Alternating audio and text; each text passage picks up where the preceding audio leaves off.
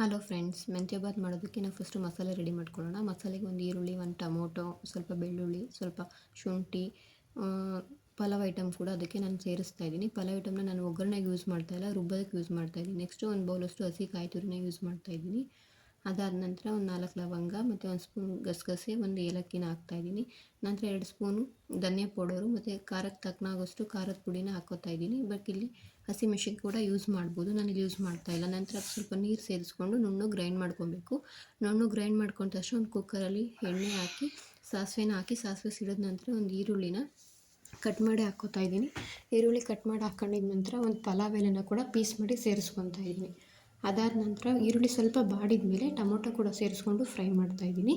Tomato fry ಆದ ನಂತರ ಸ್ವಲ್ಪ ಹಸಿ ಬಟಾಣಿ ಅಥವಾ ನೆನೆಸಿಟ್ಟಿರೋ ಬಟಾಣಿಯನ್ನು ಸೇರಿಸ್ಕೊಂಡು ಅದನ್ನು ಸ್ವಲ್ಪ ಚೆನ್ನಾಗಿ ಮಿಕ್ಸ್ ಮಾಡಿಕೊಂಡು ಅದಕ್ಕೆ ಒಂದು 2 ಆಲೂಗಡ್ಡೆ ಕಟ್ ಮಾಡಿ ಹಾಕ್ಕೋತಾ ಇದ್ದೀನಿ. 2 ಆಲೂಗಡ್ಡೆ ಕಟ್ ಮಾಡಿ ಹಾಕ್ಕೊಂಡು ಚೆನ್ನಾಗಿ ಮಿಕ್ಸ್ ಮಾಡಿ ನಂತರ ಅದಕ್ಕೆ ಮೆಂತ್ಯ ಸೊಪ್ಪನ್ನು ಸೇರಿಸ್ತಾಯಿದ್ದೀನಿ. ಮೆಂತ್ಯ ಸೊಪ್ಪನ್ನು ಸೇರಿಸಿ ಮೆಂತ್ಯ ಸೊಪ್ಪು ಸ್ವಲ್ಪ ಮಿಕ್ಸ್ ಮಾಡಿ ಅದಕ್ಕೆ ಒಂದು ಅರ್ಧ ಹೋಳು ನಿಂಬೆ ರಸನ ಬಿಡ್ತಾಯಿದ್ದೀನಿ.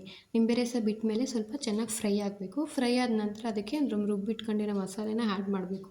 ಆ್ಯಡ್ ಮಾಡಿ ಅದಕ್ಕೆ ಮಸಾಲೆಗೆ ಜಾಸ್ತಿ ನೀರು ಸೇರಿಸದೆ ಸ್ವಲ್ಪ ಗಟ್ಟಿಯಾಗಿಯೇ ಮಳಿಸ್ಕೋಬೇಕು.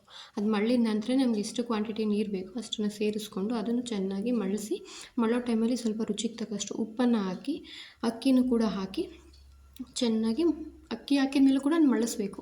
ಮಳಿಸಿದ ನಂತರ ಲಿಡ್ ಕ್ಲೋಸ್ ಮಾಡಿ 2 ವಿಷಿಲನ್ನು ಹೊಡಿಸ್ಬೇಕು.